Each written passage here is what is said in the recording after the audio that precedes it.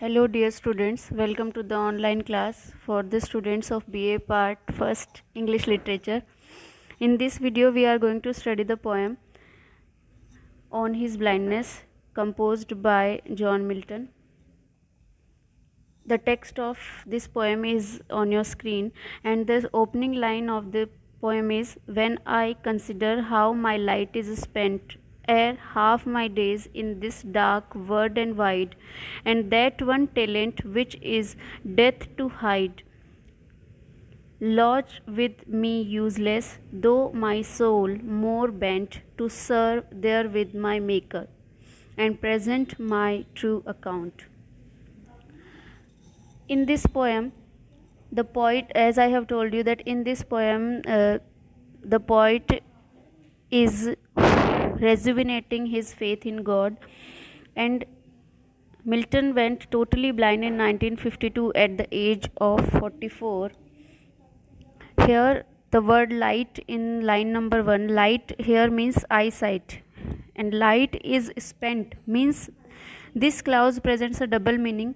First is how I spend my days. Light is spent means how I spend my days, and the second meaning of this phrase is how it is that his eyesight is used up. Ere half my days means before half of the poet's life is over. Milton was completely blind by 1652, the year he turned 44. Dark word and wide means since Milton has lost his eyesight, so the world is now full of darkness for him. Talent, students, you should notice that in line number 3, talent, the word talent is here used, and the talent is written in capital T. Talent here means poetic talent.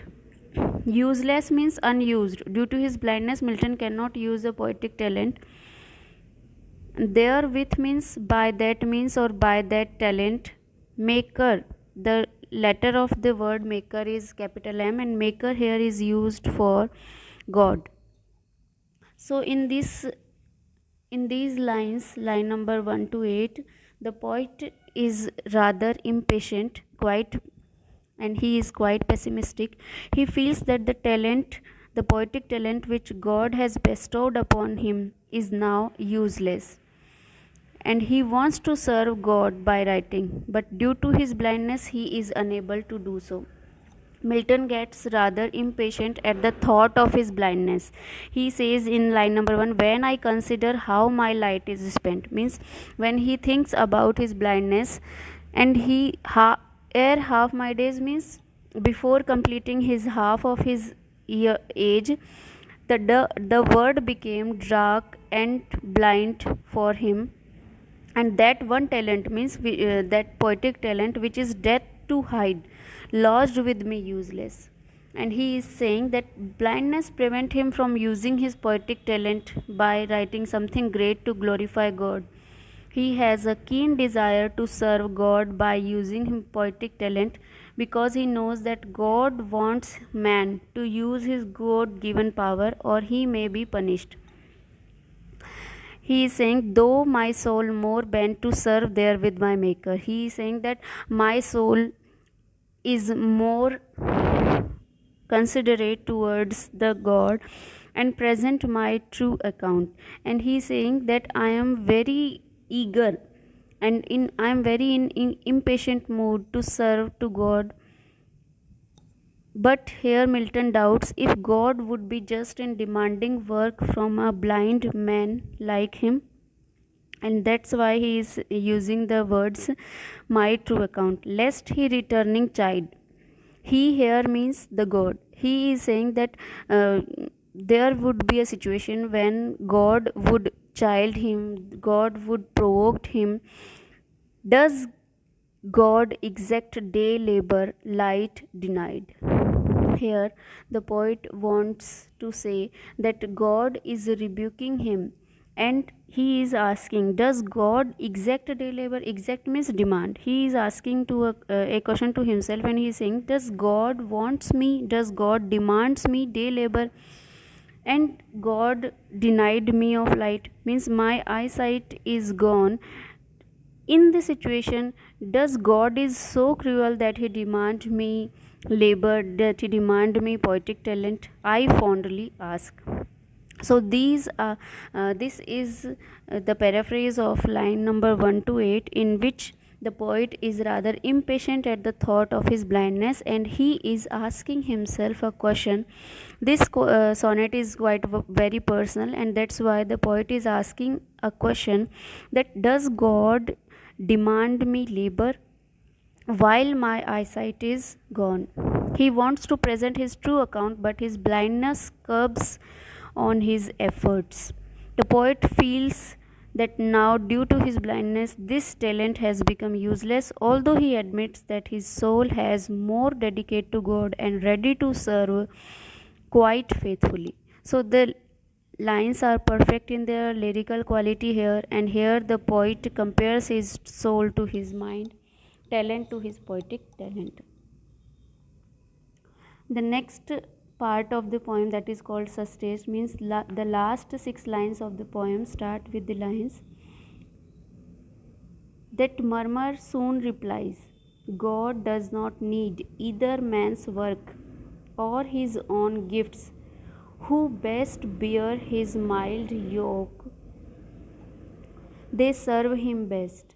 His state is kingly, thousands at his bidding speed, and post over land and ocean without rest. They also serve who only stand and wait.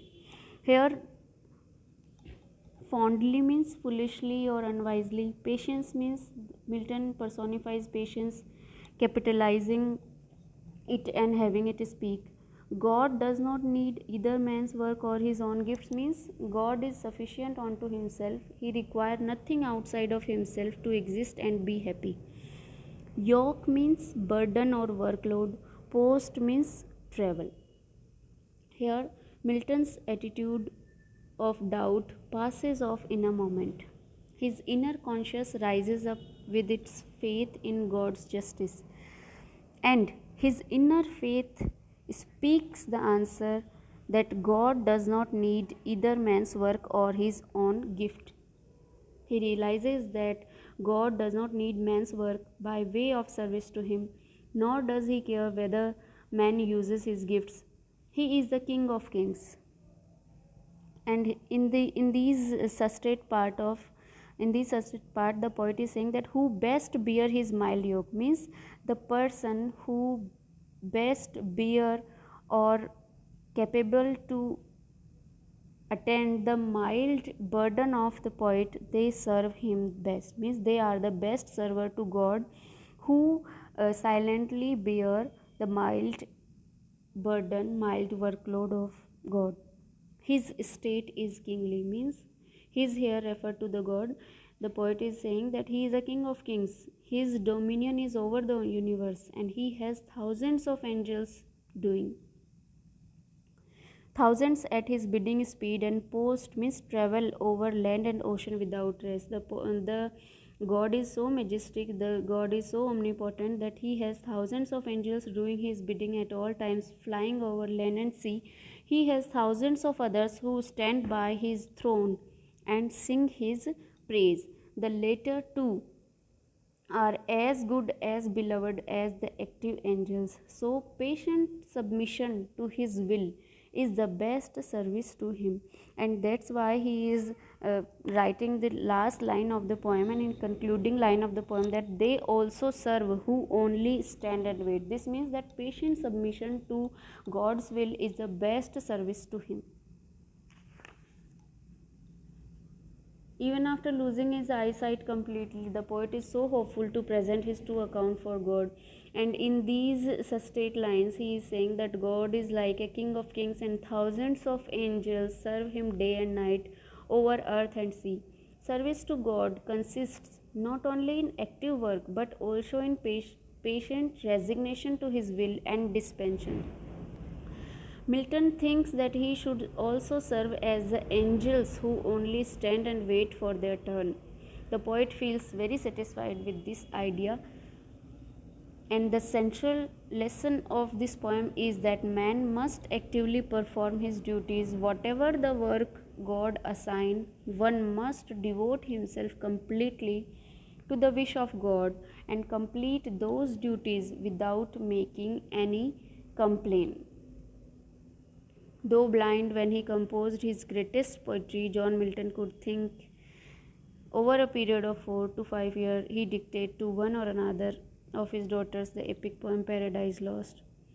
Milton refers to his genius and virtuosity as mere talent. So, in the sonnet's octave part, the poet misinterprets the biblical parable and curiously argues that God should not expect the labor of an ordinary man from one who is blind.